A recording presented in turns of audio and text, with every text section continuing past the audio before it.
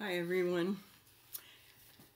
Happy to be here. Thank you, John, for introducing me and for inviting me and for just holding the idea of Bless Fest. Pretty great. Seems like it is a blessing that we're all here together in these hard times. So thank you for putting it all together. It's really great. I um, I said yes because I loved the idea of it, and I live in Western Mass, and friends of mine had also been on in the past. In fact, yesterday I was on a um, not a podcast, video cast, I think, with Nina Rao and some others, and we were telling stories about Neem Karoli Baba, my guru and Ram Dass's guru, because it was the anniversary of his death. He actually died on 9/11. Um, and so it's really sweet to be with you. And I loved the idea of alchemy. And I started thinking a lot about alchemy and how it's a great title for what we're all interested in doing. That alchemy originally was the the transformation of base metals into gold, the most valuable metal.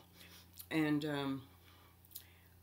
really, what we're working with in yoga and in kirtan and in meditation and many other practices is transformation. It's taking the base metals of us and transforming them into something, into gold, into something that is really valuable, which is the awakened heart. Um, so yeah, that's why I really like the idea of alchemy. And this is a time that's calling for a lot of transformation of consciousness with everything that's going on with COVID and COVID and new awareness of racial injustice through Black Lives Matter, and then uh, the schools closing and the kids going through. So hard. I have a 10-year-old granddaughter, and she's been out of school, of course, and away from her friends for these 5 months. And at 10, never seeing your friends at a time when you're just learning how to be a friend and how to be with others. Um, so painful to watch. So she's just back in school this week, and I saw her after her first day, and she was really happy about it. But I could tell it's she didn't quite know how to act, um, and I think that I mean I know that that's true for all of us. Um, I don't quite know how to act anymore with real human beings um, uh, who aren't online. But tonight we're all online, so it's okay.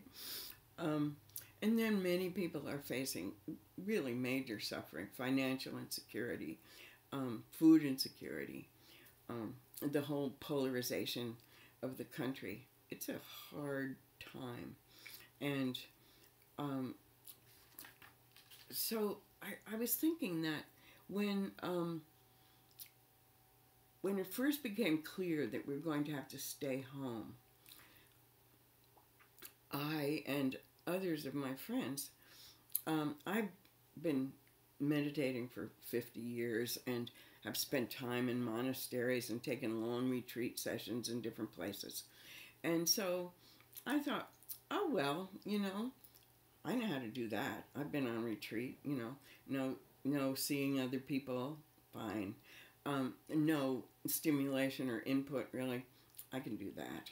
So um, it'll just be a retreat.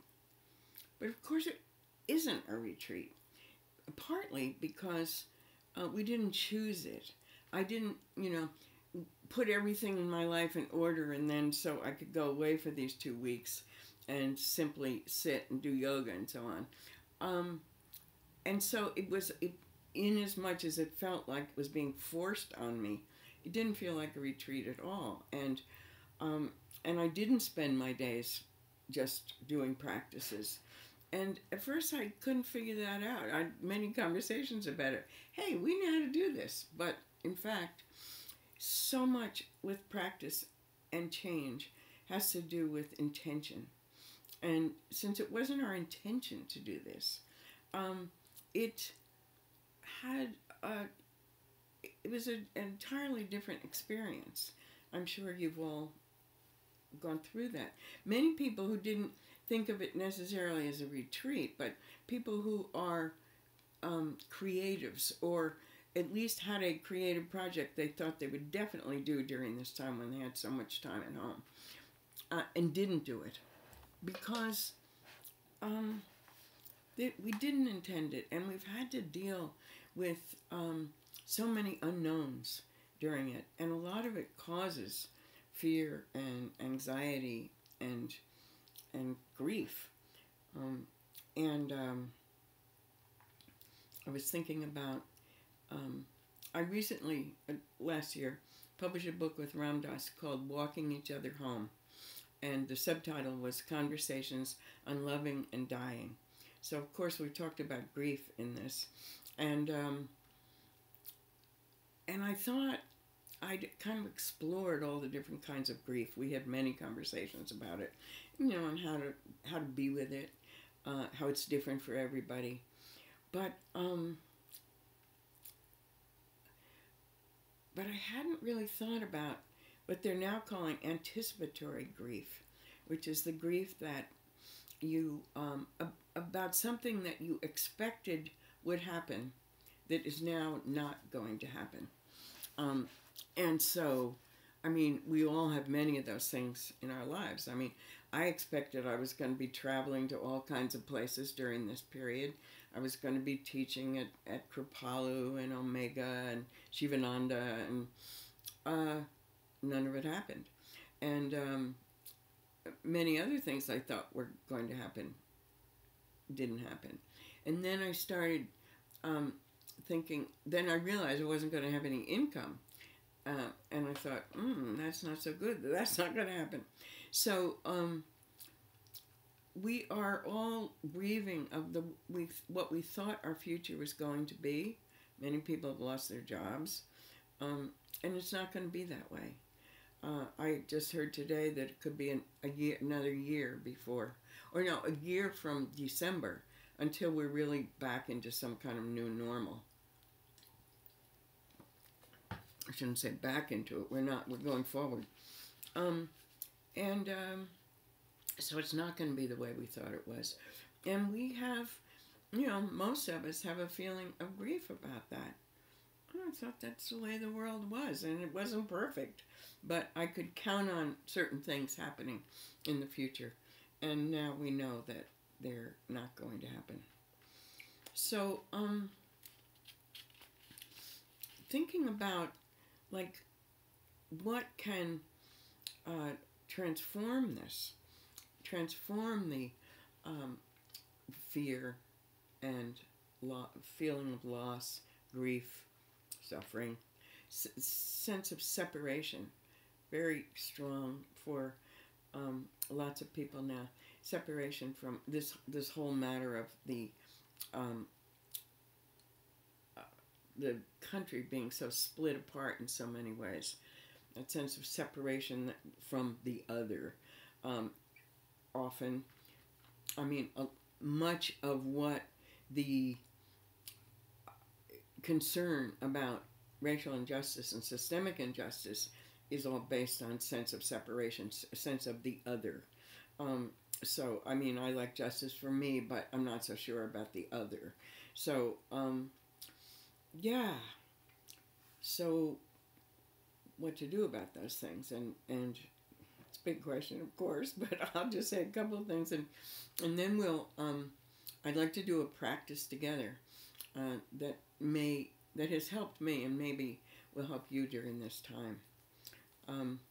The first thing is setting an intention. Like I said, I didn't intend to be on retreat, and so it had a whole other flavor and experience than if I had. So, when you lay down your yoga mat in the studio or at home or wherever you're able to do yoga now. Um, the laying down of it is a way of making the space sacred, of saying, I'm putting this down, I'm going to do this practice, and I'm going to do it to wake up. It's not just exercise, it's a practice, and it's a practice that is going to help me. It's a sacred practice. It will help me remember what's important. And same with kirtan. Kirtan isn't just singing. It's sacred music. And it's partly the intention that you are going to sing however you understand it. You're going to sing to God. You're going to sing to the divine in everything, or the divine in yourself. But you are going to not just be humming a tune, but you are intentionally singing sacred words with a sacred intention. And the other thing that can help us after setting intention is, as I said, different kinds of practices, and there are so many. I founded an organization called the Center for Contemplative Mind and Society in '95, and then we did a big survey of people. Very few people were doing any of these practices in their work environment or professional environment at that time, and our mission was to introduce practice into many different settings, work settings. We worked with environmental leaders and businesses and philanthropists. We worked in higher education, in law with lawyers and judges. But at that time, when we started, pretty much nobody was doing those practices in their professional life. And so we did a survey of practices, and we talked to teachers around the country from many different traditions, and we talked to people who were, doing different kinds of practices. And we found, I think we gathered like 80 different contemplative practices that like essentially quiet you down, open your heart, help you remember what's important. And the obvious ones were, there were movement practices like yoga and tai chi and qigong, mindful walking. There were the silent sitting practices of different kinds of meditation. There were practices related to activism, like a pilgrimage, and more using music to bring people into community, and so on. We found so many different things that people were doing, and we put them together into a tree with different branches. So if you want to look at that, it's on contemplativemind.org. So different people need different practices, and also at different times in your life you may need different practices. I had done Buddhist Vipassana meditation for years, and yoga, and then I was going through a really hard time. I was getting a divorce, and I just could not sit quietly and practice. So I really tried. It was just not happening. So by chance, I met somebody who was an Aikido teacher, and I said, he said, come and watch some practice. I was living in Cambridge then, and I did. And something happened the first night I watched it. It was like, at first I thought, what is that? Is it fear? Is it fear that you'll try and you'll fail at it? No, I discovered it was fear that I would try and succeed, and that it would change me radically. And of course, we never want to change. But so although I really wanted to change at that time. So anyhow, I started practicing, and I did that practice for 5 years. It was exactly right at that time in my life. So I just hold that, because at different times you may need different practices. So, but for transforming fear and grief and separation, the love and compassion practices are so helpful. I mean, separation is really loss of love. When you think about the people you feel really separate from, it's because somehow something has blocked the love between you. And I'm going to tell some stories later about Nimkarali Baba, but his main teaching was love everyone and serve everyone. And so I've thought over the years a lot about how you love everyone and tried a lot of different things. But recently I like two kind of mottos about love. One is that love is viral, it's contagious. A friend of mine who's in public health gave a lecture on, before COVID happened, about how love is viral. That, you know, when you bring love into any situation, other people are more likely to feel loving. So love is viral. And then I love let love have the last word. I stole that from Common, but I'm living with that now, and I really like it. Let love have the last word. So now, the practice that I'll lead is a compassion practice, and I'm a little allergic to changing season, so my throat's a little sore. But compassion is well, it's based on empathy, but empathy is the ability to feel the emotions of another person, but the whole range of emotions, happy emotions all the way to real suffering. Compassion is empathy.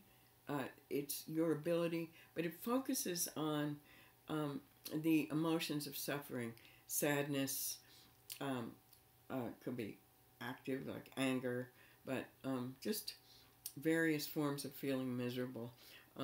And there's so much of it around these days. But within compassion is the desire to relieve the suffering of the person for whom you are spontaneously feeling this empathy. So, you know,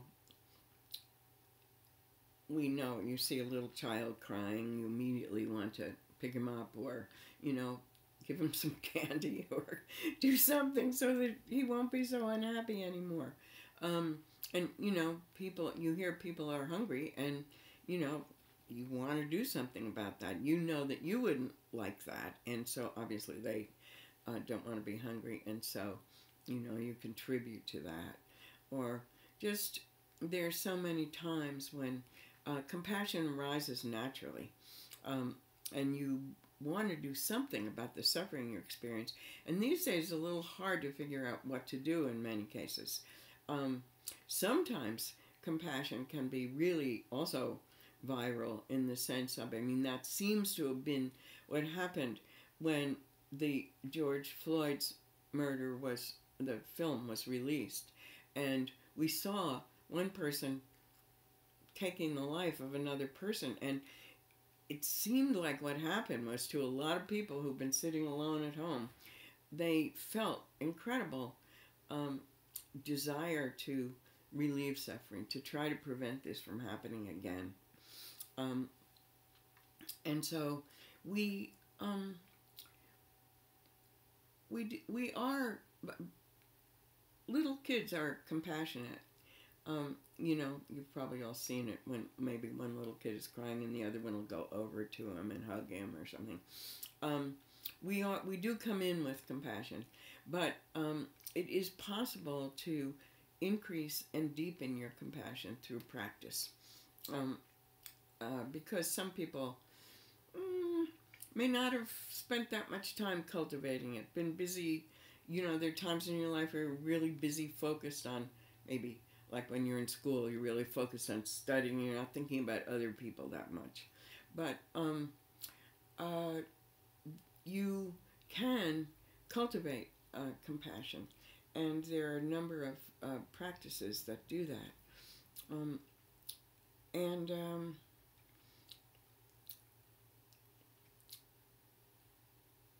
So, sorry, just spacing out a little bit. But the practice that I think would be really nice to do together would be this practice called Just Like Me. And it's based on a traditional Buddhist practice. But among the things I did when I was running that organization, Center for Contemplative Mind, was develop a program, a meditation program for Google. And there, they recognized that this was 10 years or more ago, and 13 years ago. So they were just getting going.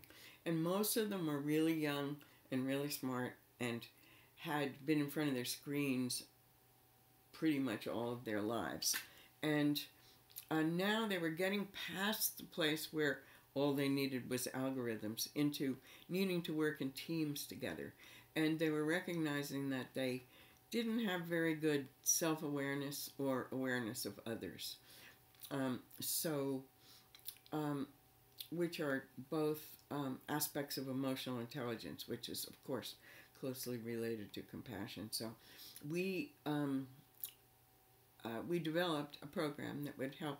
It had meditation, didn't have yoga, but it had and didn't have chanting, but had movement and a lot of interactive practices like mindful listening, mindful emailing, and so on, and then some compassion practices, and this was one of them, and we called it Just Like Me, and so I thought we could do it together. Now, it's usually done in pairs, but if you're by yourself right now, you can do this by just bringing into your awareness someone, anyone, can be this practice, and you can do it, many times after this, but it works with everyone, from people you really love a lot, people who you kind of feel neutral about, and people who you really are having a hard time with. Because it's based on the ways in which we are the same. We do a lot of work now, everywhere, but in higher education and business, especially, about coming to recognize all of our unique differences and appreciating them and honoring them, and creating justice for all the ways we are different in this world.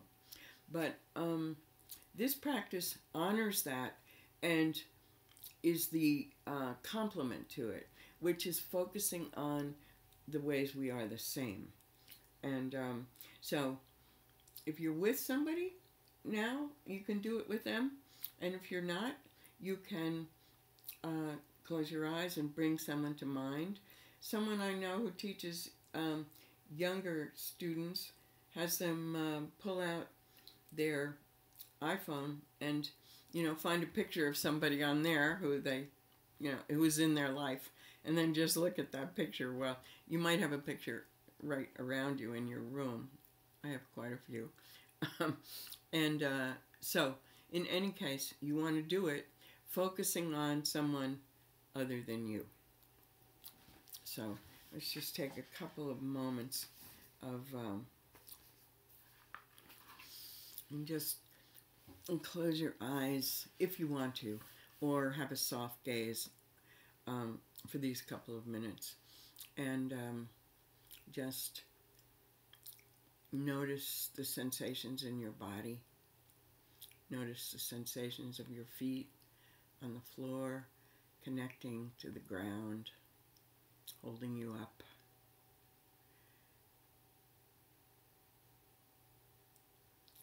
Noticing your body from within your body. Feeling at home.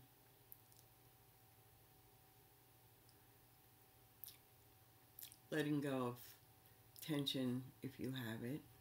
Maybe you're in your shoulders, your hands. Notice the feeling in your fingers.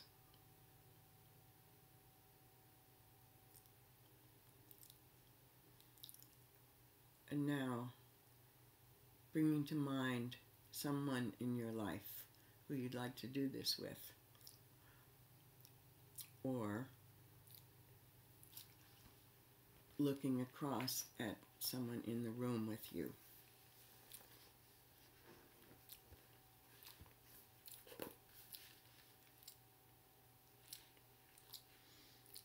And begin, and if you the way it works is that I will say phrases and you'll silently repeat them, looking at your partner. And if you, when you're there together, two people doing it at the same time, you're both silently repeating the phrases while looking at each other.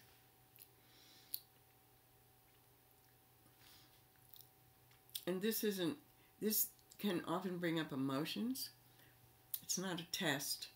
So if you're starting to feel emotions and it's hard in some way, just stop and go on to the next thing.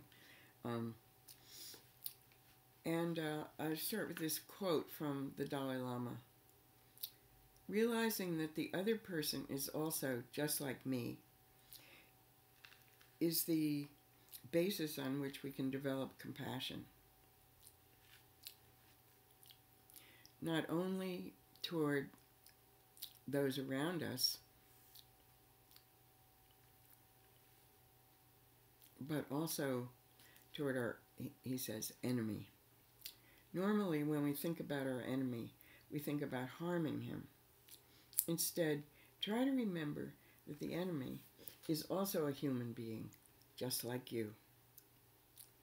The practice can... Oh, skip that. So now, beginning. This person across from me, or in my mind, this person has a body and a mind just like me.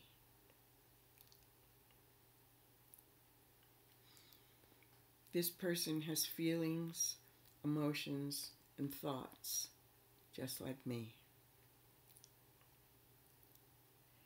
This person has experienced physical pain and suffering just like me.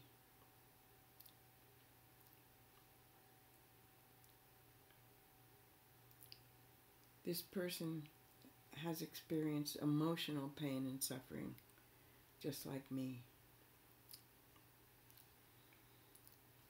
This person has at some time been sad, just like me.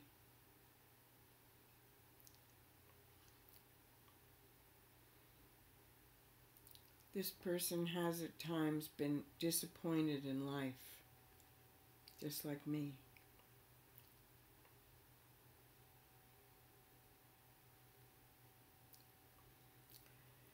This person has been angry, just like me.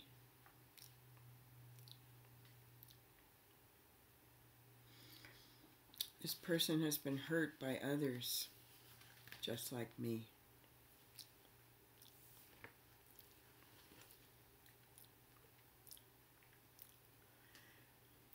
This person has at times felt unworthy or inadequate, just like me.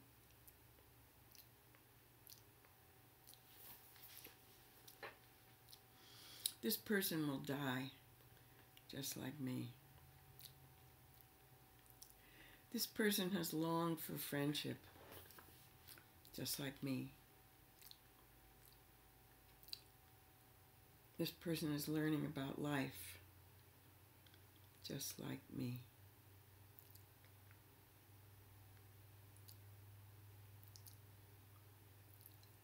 This person wants to be caring and kind to others, just like me.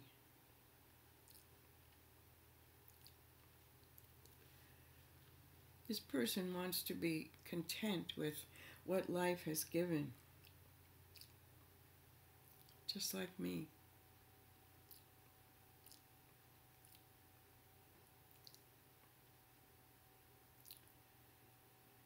This person wishes to be free from pain and suffering, just like me.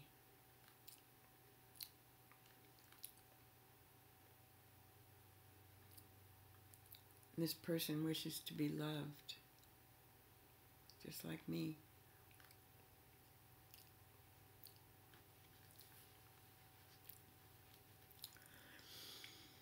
And now, allow wishes for well-being to arise in you.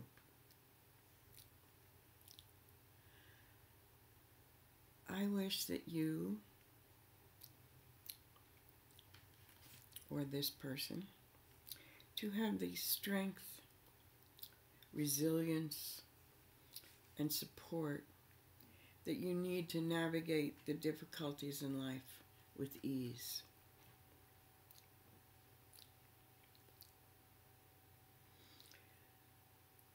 I wish that you be free from pain and suffering. I wish that you be peaceful and happy.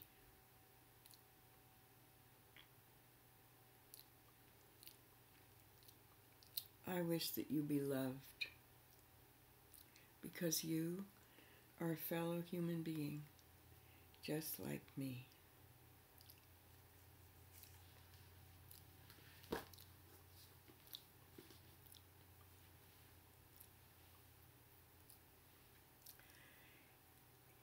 If you're with another person, or even to the person you've imagined, thank them for doing this with you.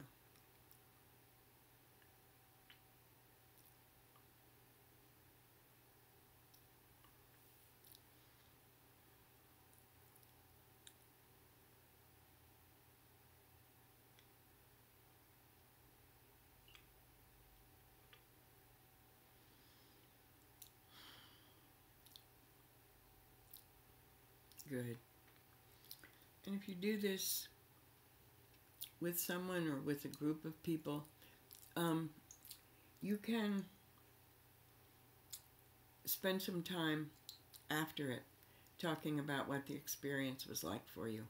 Because it can, particularly when you're doing it with another person live, can be very powerful. And it's good to talk about it.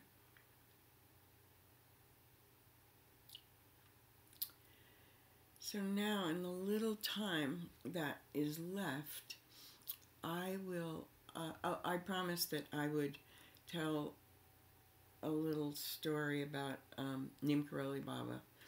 John said that many of you who are tuned in or are interested, probably you've heard about him through Krishnadas or Ramdas or Jai Uttal. We were all there together.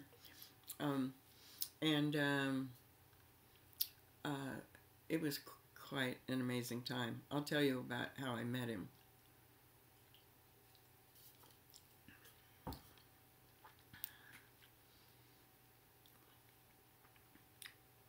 He died in 1973.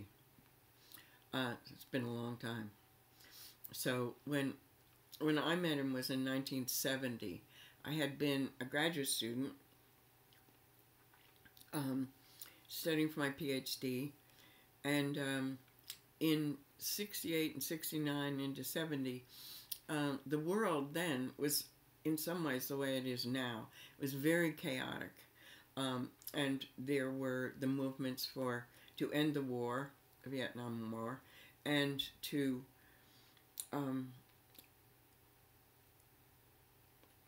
and to create civil rights for everyone. And there was a lot of marching in the streets and getting tear gassed and so many things. And of course, it was a time of a lot of exploration with various drugs and intoxicants, and it was a time of women's beginning of women's liberation, and so many things were going on. We were challenging, questioning, we should say question authority of all kinds and all institutions. And this was the first time, in a way, that was happening. The 60s, after all, had come out of the 50s, which were very, it was a very conformist period, except for maybe the beat poets. So nobody was questioning authority. But it came that there was no other choice when we looked around and saw what was happening. So all that was going on campus, and it became very hard to teach. The police came onto campus and took over the campus I was on, which is a campus of SUNY. And so with my then partner, we thought we would travel some, take some time off, travel, and see if there were people living somewhere in this world where life was a little saner, more wholesome, more compassionate. And so we started out, traveled through Europe, and then through the Middle East and into Asia. In those years, you could take a bus. It was a very slow bus. It was called the Green Turtle, and it went from London to Delhi. It was the longest bus trip in the world, I think. It would took 2 months, usually. And along the way, we went through all these countries which are now in difficult times. Then Turkey, Iran, Afghanistan, Pakistan, and into India. Every place was peaceful. And people were so happy to see us. They took us into their homes, into their mosques, their churches, fed us. It was a really extraordinary time. And because of the peace and openness of that time, we were able to get to know many different cultures along the way. We got to India, and I didn't have an intention to find a teacher or even to learn to meditate or any of it.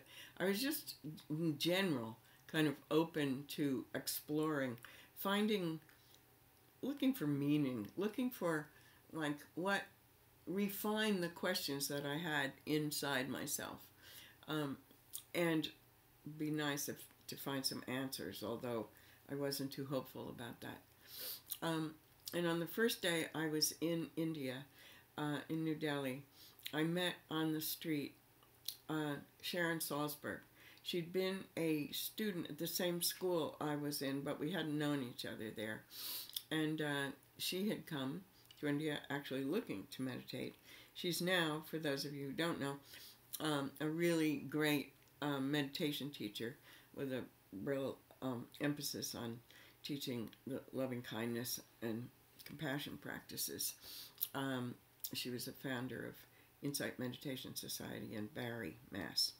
But then she was just a person who, like I, had dropped out of school and was looking for. She hadn't really dropped out. In those years, she was part of American Studies, an undergraduate course. In those years, to get a degree in American Studies, you had to spend a year in another country. Think about that now. Not happening much. It was such a great concept, and so she had come to India.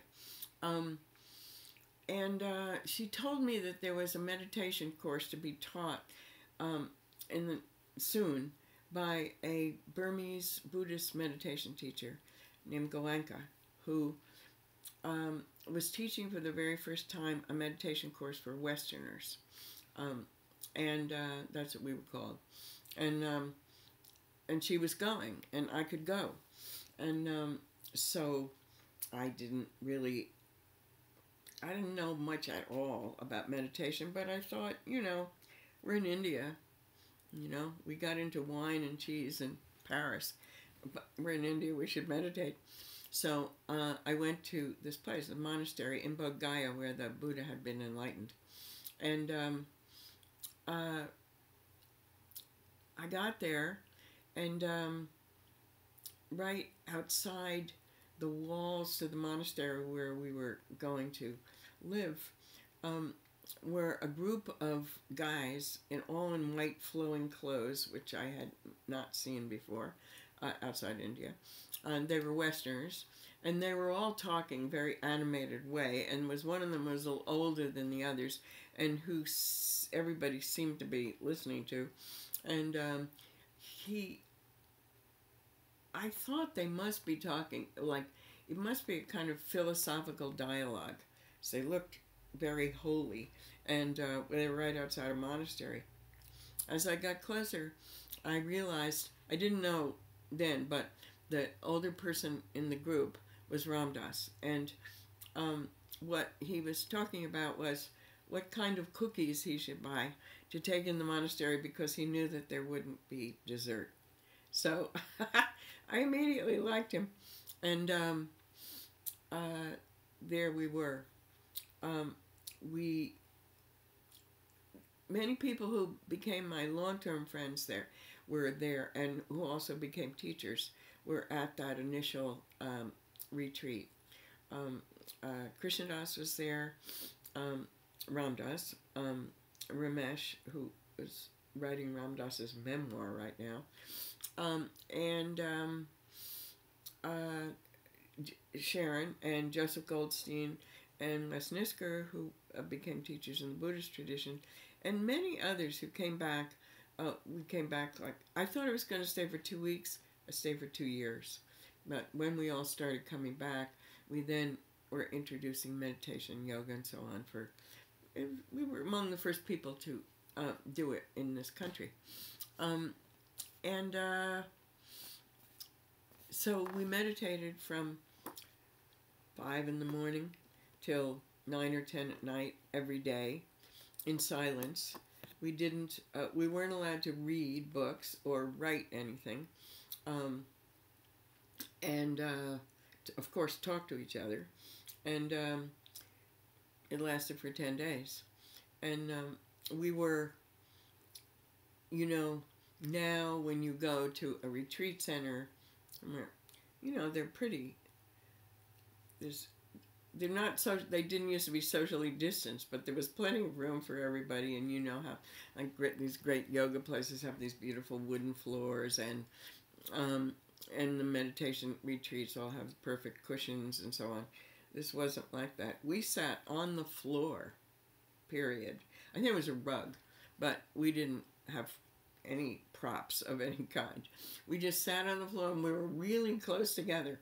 And I think there were, 50, 70 of us in this big room, and he gave the instructions, and each night he gave a Dharma talk, and we did it, and it was intense, as you can imagine, and so much came up. It was just, for the first time, I felt like I was really starting to get to know myself. It never occurred to me. I was a literature student. I read hundreds of books. It never occurred to me to look within for any form of insight or wisdom. But by the end of those 10 days, I realized that there was a lot to discover by, noticing how the mind and body worked and what was arising, and to come to know that, we have more choice than we think we do. And to cultivate that sense of loving choice seemed like a really great skill. So Most of us at the end of the 10 days, although they'd been not easy, said, oh, we like this. Could we do some more? And we asked Goenka if he'd teach another course, and he did. And then I think we stayed for 3 or 4 courses. And in between, we'd want to get to know each other. We hadn't been able to talk to each other, but of course we've been noticing each other. And we were all real young, so we were very much into noticing each other. And so when it was in between, would be like 2 days in between courses, and during that time we would all be trying to get to know each other. Ramdas had written "Be Here Now" after his first trip to India. He was back in India for his second trip, and while he was home, he had written "Be Here Now," and it was just came out while we were in the monastery. It was only 1 copy came to India. It was originally in a box. But he would say to us, he'd call us the used to be's, because we were all asking everybody, what do you used to be? And he'd say, you should be here now. No, forget the past. So, anyhow, it was great. And many of us became friends in this strange way through the silence and so on. So, when all the courses were over, Ramdas was going to Delhi to meet Swami Muktananda and do an all-night Shiva chant with him. And so he asked a group of us to go with him. And we thought, great, we'll go. And he had just, in Be Here Now, he had written about how you could never find Neem Karoli Baba. If he wanted to find you, he would, but you couldn't go searching for him. So we didn't plan to do that. But just as we were getting ready to leave on this bus we'd chartered, Danny Goldman, who was with us, said he during the retreat he had left for a while and gone to the Kumbh Mela, this fabulous gathering of pilgrimage from all over India. 2 million people or something gather in Allahabad at a sacred place of rivers coming together. He said, you have to go and see this place. Ramdas didn't really want to go. He wanted to get to Delhi. Danny really wanted to go. It went back and forth quite a bit. And finally we decided we would go. We would just drive through and see where the rivers met, and then we'd go on to Delhi. And as we were driving into Allahabad, someone sitting next to a window said, hey, there's Maharaji. So, affectionate name for Neem Karoli Baba. There's Maharaji. Nobody could believe it. Everybody looked out the window, and sure enough, he was standing in front of a Hanuman temple there. So, Ramdas was in tears, and everybody was piling out of the bus to see him. And I had, as I said, I was in the end of my PhD studies. I had grown up in New York. I didn't see myself at all as looking for a guru. And Goenka had told us that we didn't need gurus, so that we should, that all we need was the practice. And a teacher who was a little ahead of you on the path to teach you the practice. But he really discouraged gurus. So he was my first teacher. I believed him. So I would just slowly, I think I was one of the very last people off the bus. And I walked down the stairs of the bus, and I just looked at him. And he was this amazing presence. I mean, he was very simple looking, and he just had a blanket wrapped around him. But his presence was like nothing I had ever experienced. And I felt like he embodied everything that I had been beginning to glimpse, tiny glimpses of through all that meditation, he was it. He was just standing there, and it's outside words, but he was just this amazing force, and smiling, patting people on the head. And I also never thought I would bow. I'd just come out of, a lot of like raising women's consciousness, and bowing did not seem like something I wanted to do. I saw him, came down the steps, and I did a full bow on the ground, a danda pranam, on the ground in front of him. I felt this incredible sense of gratefulness, like, thank you. Thank you for being, and thank you for bringing me to you so I could see that the possibilities of being human are so much vaster than I ever imagined. It's just, I have to change my whole sense of possibilities. And that was the beginning of being with him. I spent a year and a half with him, and many things happened. He gave me my name, Mirabai, and he told me to love everyone and serve everyone, and that's what I've been trying to do ever since.